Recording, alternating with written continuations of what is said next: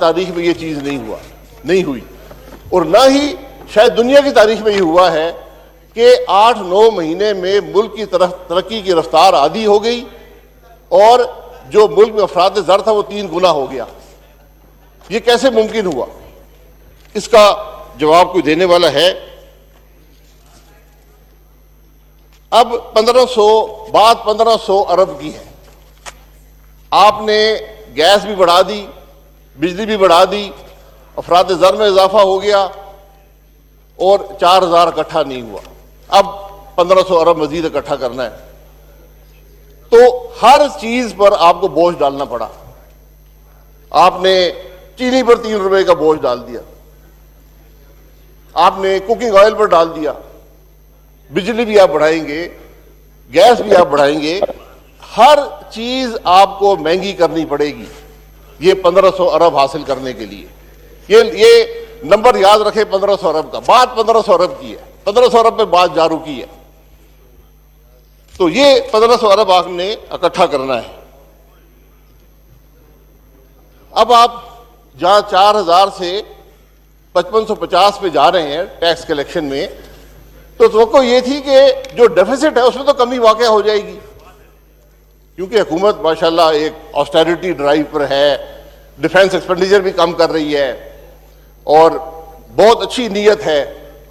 लेकिन उसके बावजूद जो डेफिसिट है वो यानी जो आपकी आमदन और खर्चात के दरमियान जो गैप है वो 2200 से 3600 पे चला गया, वो 50% बढ़ गया। बावजूद 1500 अरब टैक्स नया टैक्स लगाने के वो भी बढ़ गया। इसका जवाब कोई दे सकता है?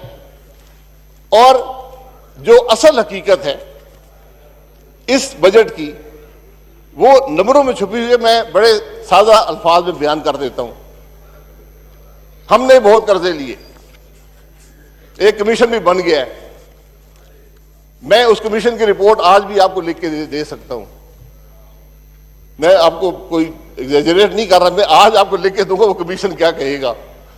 तो हमने कर्जे लिए, हमने अपने आखिरी साल में उन कर्जों पर 1500 अरब का सूद अदा किया।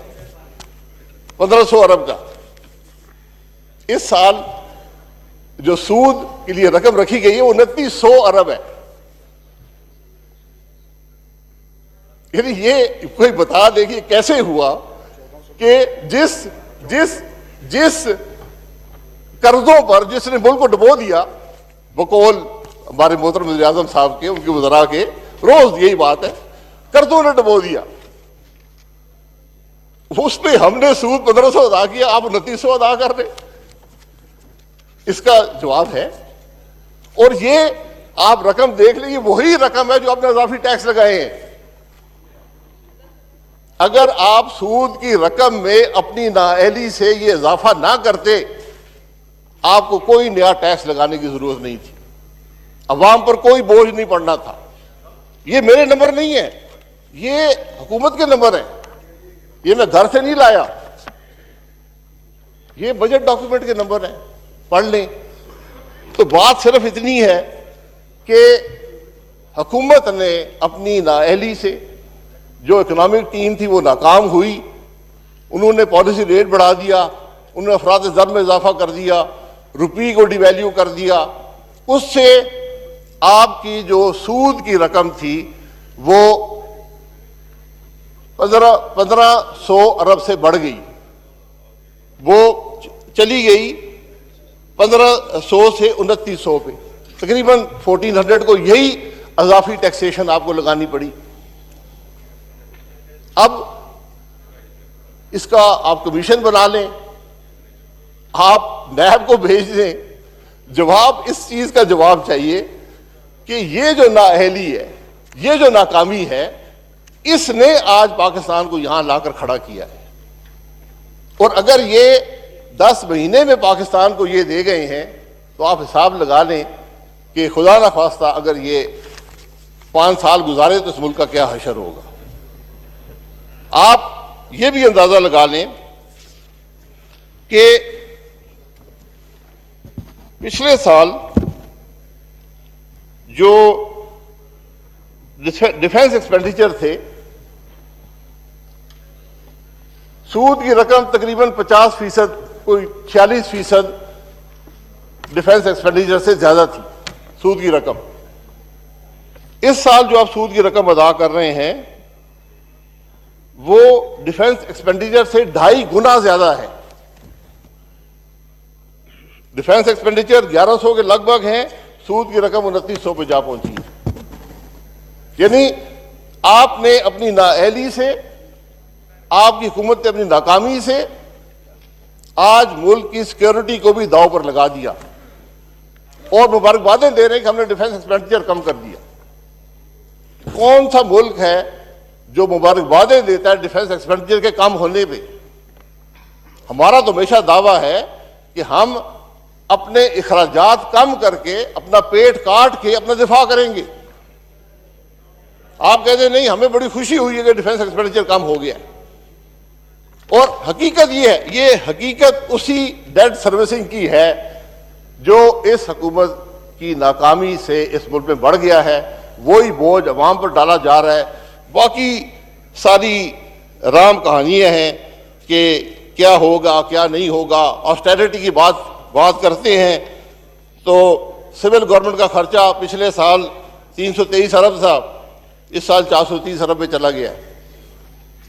तो वो जो भैंसों में खर्चे थे वो भी खत्म हो गए, जो 4 गाड़ियों में थे वो भी खत्म हो गए, लेकिन 100 अरब खर्चा बढ़ गया। तो हुकूमत जब जिम्मेदारी से बात ना करे तो फिर यही होता है। आप कबूल करें कि हमारे मुल्क के मसाइल हैं, बड़े मसाइल क्या हैं, कैसे हल किया जाएगा, उनके हल तलाश करें। ये अब आप एक और चीज नोट करेंगे बजट में कि जो हमारी हुकूमत के जारी अखराजात हैं, हमारे पेंशन की रकम भी उसके बराबर पहुंच गई है। और ये एक बड़ी खतरे की घंटी होती है। बहुत से ममालिक इसका सामना कर रहे हैं कि जो लेगेसी कॉस्ट हैं, जो पेंशन की कॉस्ट हैं, वो हुकूमत के जारी अखराजात से ज्यादा हो गई। हमारी हर शख्स कहते हैं हुकूमत ने बड़ी शाह खर्ची, हुकूमत तबाह कर देती है मुल्क को। हुकूमत टोटल 400 अरब रुपए में चलती है। पूरी जो सिविल गवर्नमेंट है पाकिस्तान की वो 400 अरब रुपए में चलती है। उसमें आप क्या कम करेंगे और क्या बचाएंगे ये मुझे को बता दे। लेकिन तासुर ये है कि ये सब ये लूट कर खा गए। जो दूसरे ममालिक हैं उनके शहर, एक शहर का जो फायर डिपार्टमेंट होता है वो इतना खर्च करता है साल में। एक बड़े शहर का जो फायर डिपार्टमेंट है ये उसके अखराजात भी नहीं है जो हमारी हुकूमत खर्च करती है। तासुर मुल्क में ये है कि हुकूमत लूट के खा गई है और हम खुद उसको, उस तासुर को बढ़ाते हैं। कभी नैब को केस दे देते हैं, कभी FIA को दे देते हैं, कभी अखबारों में दे देते हैं। ये उन मसाइल की तरफ से तवज्जो हटाने वाली बात है जो मुल्क के असली मसाइल हैं। मैं टैक्स रिफॉर्म की बात करूंगा। मुझे खुशी थी कि हमारी गवर्नमेंट में मिफ्ता इस्माइल साहब ने एक, जो तो फाइनेंस मिनिस्टर थे, एक टैक्स रिफॉर्म पैकेज दिया था जो सिर्फ पाकिस्तान में नहीं बल्कि दुनिया में उसको माना गया कि एक इनोवेटिव टैक्स रिफॉर्म पैकेज है जो डिलीवर करेगा रिजल्ट्स। हमारी हुकूमत चली गई, उसके बावजूद उसके कई हिस्से थे। एक एमनेस्टी स्कीम थी जो हमारी हुकूमत जाने के बाद इंप्लीमेंट हुई। 124 अरब रुपया उस एमनेस्टी स्कीम में पाकिस्तान में कैश गवर्नमेंट को मिला है। 124 अरब रुपया। हालांकि हमारा डिक्लेयर्ड ऑब्जेक्टिव था कि हम ये स्कीम पैसे बनाने के लिए नहीं कर रहे, हम ये वो रकम जो ब्लैक मनी है उसको सिस्टम के अंदर लाने के लिए कर रहे हैं। ये रिस्पांस उसका आया, बावजूद इसके कि कोर्ट्स ने 4 हफ्ते तक उसको सैंक्टिफाई नहीं किया। हुकूमत नहीं थी, इंटरिम गवर्नमेंट आ चुकी थी। जो आज हमारे भाई गवर्नमेंट बेंचेस पर बैठे हैं ये तकरीरों में कहते थे ये चोरी का पैसा है, फलाना हो रहा है, ढींगा हो रहा है। उसके बावजूद 124 अरब आया।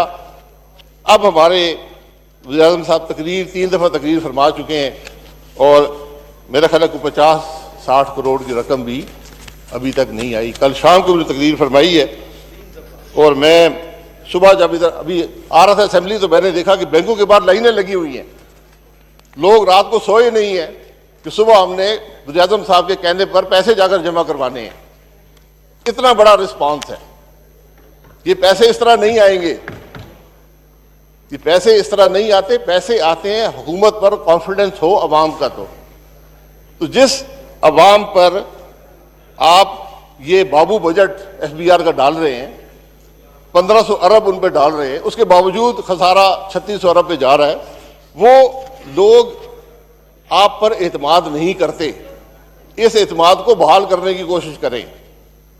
बहाली जो है दूसरों को गालियां देने से नहीं आएगी, बहाली आपके अमल से आएगी।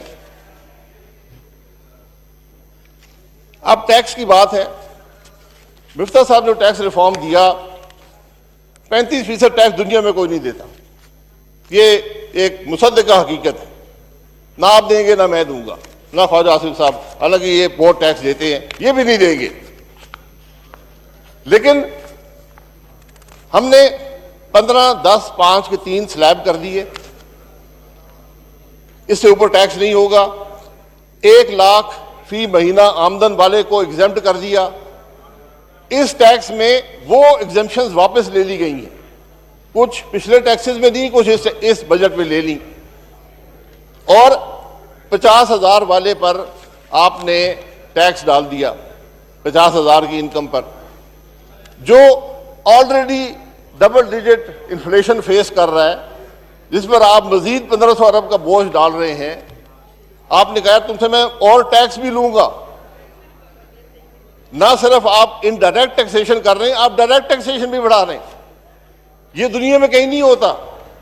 टैक्स या इनडायरेक्ट तरीके से आता है या डायरेक्ट तरीके से आता है। मेरी तमाम मोअज़्ज़िज़ अरकान से गुजारिश है कि अपनी अपनी निशस्त पे बैठ जाएं और गौर से तकरीर सुनें।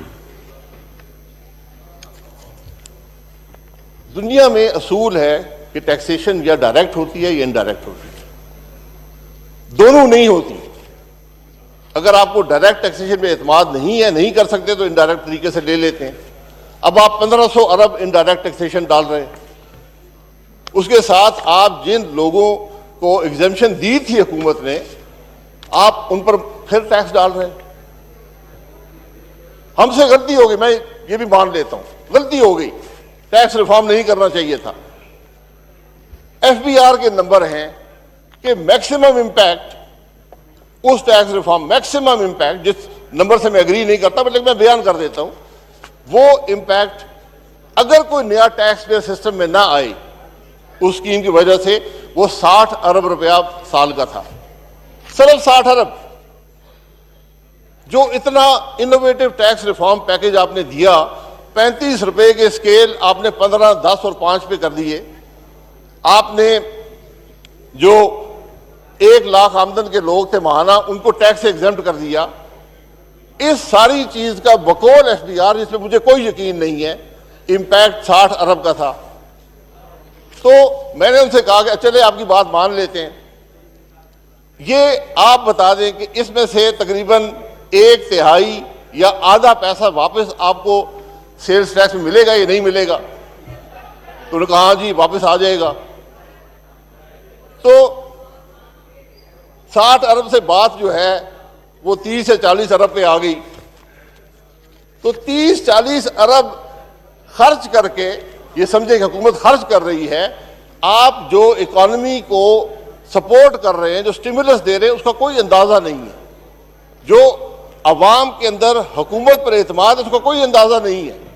और जो अजाफी लोग टैक्स सिस्टम में आते, वो आपके जो टैक्स के मसाइल हल करते, ये 1500 अरब आपको इनडायरेक्ट टैक्सेशन ना करनी पड़ती, ये कंपनी पर अजाफी बोझ ना डालना पड़ता, क्योंकि हमारी जो टैक्सेशन है ये इर्रेशनल हो चुकी है।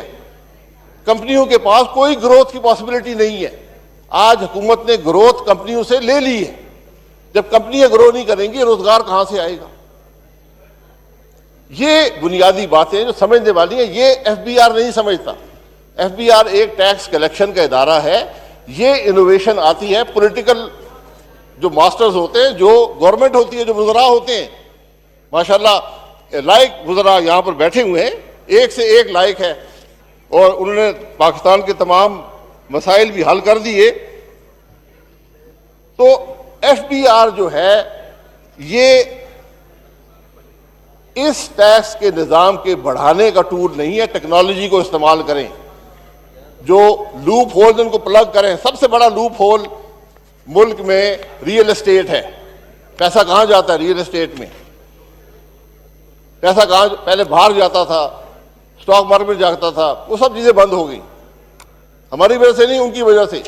अब सिर्फ एक जगह रियल एस्टेट, आप उसको छेड़ने को तैयार नहीं है। हमने वो निज़ाम भी दे दिया था। आज भी मुल्क का कानून है और बड़ा सीधा था कि अगर आपने प्रॉपर्टी लेनी है, टैक्स पेयर होना जरूरी है। जिस रकम पर मर्जी आप रजिस्ट्री करा दें, 1 रुपये पर करा दें, 1 अरब पर करा दें, हुकूमत नहीं पूछेगी। लेकिन हुकूमत के पास ये राइट है कि 6 महीने के अंदर आपको डबल पैसे जो आपने रजिस्ट्री कराई है देकर आपकी प्रॉपर्टी हासिल कर लें। एक सिंपल सीधा निजाम, कोई FBR नहीं है। आज भी पाकिस्तान का कानून है, फाइनेंस बिल में पास हुआ, लेकिन उसको इम्प्लीमेंट करने को कोई तैयार नहीं है,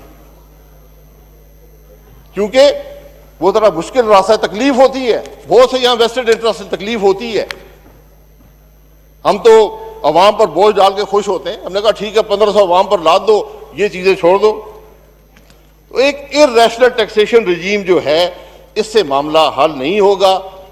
आप कितना बोझ डालेंगे? एक इकॉनमी जो आधी जो सुकड़ रही है, सुकड़ती हुई इकॉनमी पर आप इजाफी टैक्स का बोझ कैसे डालेंगे? मुझे ये समझा दें। क्या तो फिर वो इकॉनमी ग्रो कैसे करेगी कि आपको मजीद टैक्सेशन दे सके? एक्सपोर्ट्स का मामला था, आपको पैसे चाहिए थे, आपने जीरो रेटिंग खत्म कर दी। यार अगर आपकी मजबूरी है तो कह दें यार कि हम नहीं खत्म करना चाहते थे, हमें IMF ने मजबूर कर दिया।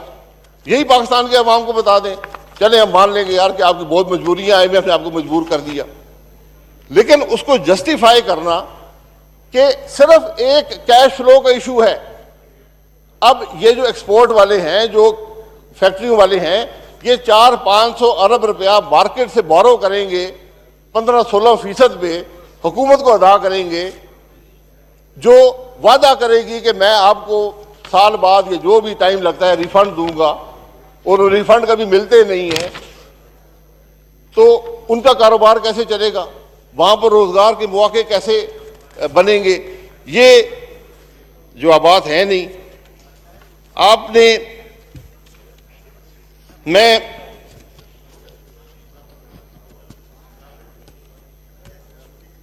टैक्स की बात करना चाहता, बात टैक्स की है ना। आप अवाम पर बोझ डाल रहे हैं। ये हाउस है, यहां अपोजिशन भी है, हुकूमत भी है, यही से हुकूमत बनती है। क्या इस हाउस के मेंबरान अपने लाइफस्टाइल को जस्टिफाई कर सकते हैं?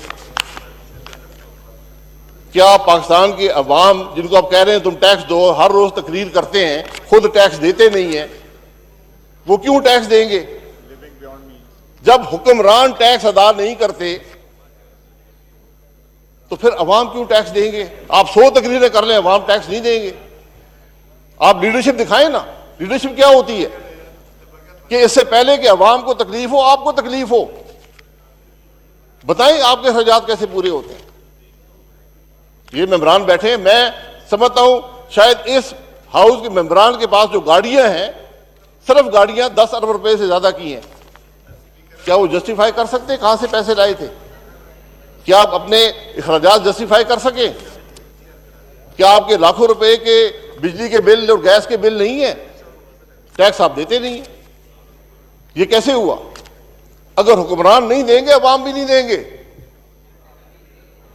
ये बात याद रखें। तकरीरों से मामला नहीं चलता, झूठ बोलने से नहीं चलता, लोगों को धोखा देने से नहीं चलता। अब दूध का दूध और पानी का पानी हो चुका है। अवाम को नजर आ गया कि आज हकीकत क्या है, हुक्मरानों की हकीकत क्या है और लीडरशिप क्या होती है। ये चंद बातें आपके सामने रखनी थी। बजट पे बात करने का हकीकत से मैं कोई 20-25 बजट भुगत चुका हूं, कोई स्ट्रक्चरल फर्क पाकिस्तान के बजट में नहीं आता, आ सकता नहीं है, आमदनी नहीं है।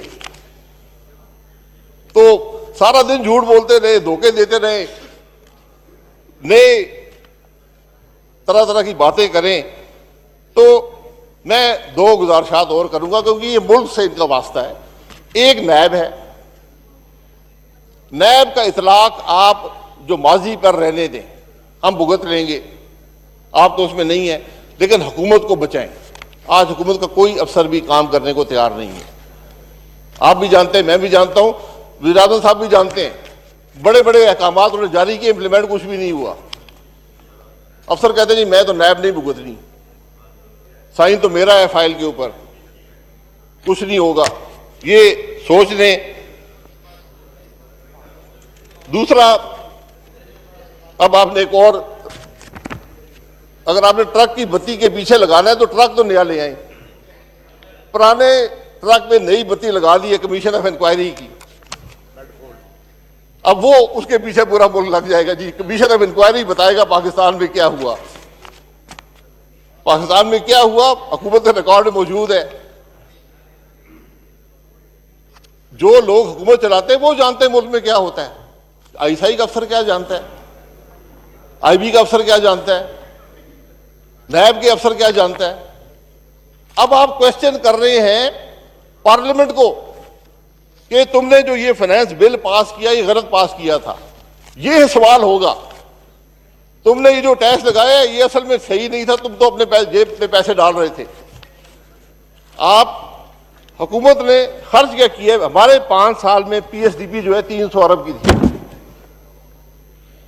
जो खसारा था इस अरसे में वो 9,000 अरब का था। 3,000 अरब की पीएसडीपी थी, खसारा 9,000 अरब का था। इन 2 सालों में खसारा जो है वो 10,000 अरब पे जाएगा। तो अगर आपने ये ट्रक की बत्ती के पीछे लगाना है तो ये 2 साल भी बीच में डाल दें जो आपकी हुकूमत के हैं, 1 साल होने को है, 1 साल अगला भी, ताकि अवाम को पता चले हो क्या रहा है मुल्क के अंदर। तो ये चीजें जो हैं, इससे अब क्या होगा कि जो हुकूमत चल रही थी वो भी नहीं चलेगी, क्योंकि वहां पर क्वेश्चन किए जाएंगे कैबिनेट डिसीजंस। 6-8 अफसर हैं जिनको इकॉनमी का अलिफ बे नहीं पता, वो क्वेश्चन करेंगे कैबिनेट के डिसीजन, प्राइम मिनिस्टर के डिसीजन, असेंबली के फैसले, असेंबली का कानून। तो आप खुशी से ये काम करें, बिल्कुल हमें कोई एतराज नहीं है। ये शौक पूरा कर लें, ये ट्रक की बत्ती भी देख लें, मामले हल नहीं होने। आप क्या माजी में जाकर उन हालात का पता किए बगैर कि उस वक्त हालात क्या थे मुल्क के, दुनिया के, आप एग्जीक्यूटिव डिसीजन मेकिंग को क्वेश्चन कर सकते हैं? आप ये सवाल कर सकते हो, वो भी सवाल वो लोग जिनको कुछ पता नहीं है। तो बहरहाल ये झूठ, ये सब मामले, ये सब जरूरत है काम करने की, जरूरत है मुल्क के मसाइल हल करने की। वो शुरू होंगे इस हाउस से। अगर यहां वज़ीर-ए-आज़म तकरीर नहीं कर सकता, यहां लीडर अपोजिशन तकरीर नहीं कर सकता, यहां हमें बोलने का मौका नहीं मिलेगा, फिर बात कहां पर होगी? फिर बात सड़कों पे होगी। तकालीफ तो है, आपको पता है, मुझे पता है। तो एक दूसरे को गालियां देने से अगर मसला हल होता है तो रोज गालियां दे। मैं तो 2 बातों का कायल हूं, जो मुझे 1 गाली देगा उसको 10 दूंगा, जो 1 कदम बढ़ाएगा 10 कदम बढ़ाऊंगा। अब आप आजमाना चाहते हैं तो आजमा लें, मुल्क नहीं चलेगा। इसलिए मसाइल को हल करने की कोशिश करें। और मैं फिर माजरत से कहूंगा कि आज के मसाइल की जड़ पिछला इलेक्शन है। आपने अगर इस मुल्क के मसाइल को हल करना है, ये हाउस इस बात का फैसला कर ले कि हम किस तरह इस मुल्क को फ्री एंड फेयर इलेक्शन देंगे, जहां पर पाकिस्तान के अवाम की राय से हुकूमत आए। सबसे बड़ी जरूरत इस बात की है। अगर ये जो मामले आपके बजट के हैं ये हल होने हैं, इसकी इब्तदा एक फ्री एंड फेयर इलेक्शन से है, जो कि हम पिछले कम से कम 50 साल में इस मुल्क को ना दे पाए। आज भी जरूरत है कि कोशिश करें, इस मसले को हल कर लें। आपके पास फाटा के इलेक्शन आ रहे हैं, जो सबका फाटा था वहीं पर कर दें कि ये मसाइल कैसे हल होंगे। मैं सबका फाटा के हवाले से, मेरे पास कुछ लोग आए थे और खटक साहब यहाँ हैं नहीं, ये एग्रीमेंट हुआ था कि जो पाटा और फाटा है वहाँ पर जो इंडस्ट्री लगी हुई है उसको सेल्स टैक्स की एग्जेम्पशन हासिल थी। ये फैसला हुआ था, सब बैठे थे, तमाम जमातें थी, आपने वो भी विड्रॉ कर लिया, उनकी वायबिलिटी खत्म हो गई है। तो जिन लोगों को का हाथ आपने पकड़ना है, जिनके मसाइल को हल करना है, जिनकी 72 साल की महरूमी दूर करनी है, आपने शुरू ही उनसे रोजगार ले लिया, उनका कारोबार खत्म कर दिया। और बहुत सी बातें जो कट मोशंस में और अमेंडमेंट में हम बात कर लेंगे, लेकिन इन चीजों पर गौर करें। आपका बहुत बहुत शुक्रिया जी। शुक्रिया जी। जी जनाब फरूख हबीब साहब। बिस्मिल्लाहिर्रहमानिर्रहीम।